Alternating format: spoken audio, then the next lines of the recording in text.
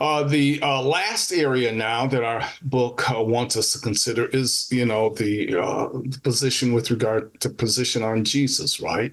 And so for the Reformed theologian and apologist, Jesus is the self-attesting Christ of Scripture, right?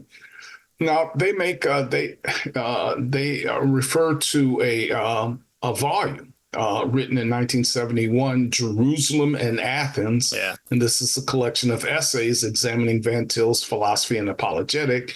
And Van Til was actually invited to present his own position with regard to this volume. So now this one I haven't read, although when I was in school, my apologetics professor had this, he took this with him to every class. I don't know why he never had us read this, but he was really getting a lot out of this, right? And so anyway, the thrust of the essay is that Christ should be viewed and honored as self-attesting, right?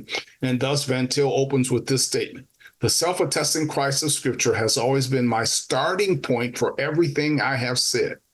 He goes on to explain, Jesus asked me to do what he asked the Pharisees to do, namely, read the scriptures in light of this testimony about himself. Christ's his own word about himself, his self-attestation, is the basis on which Van Til tells us we are to believe in him. Yeah.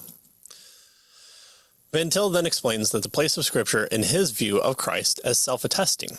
For him, the Bible is, in essence, a letter from Christ himself, written through helpers who wrote what he wanted me to know.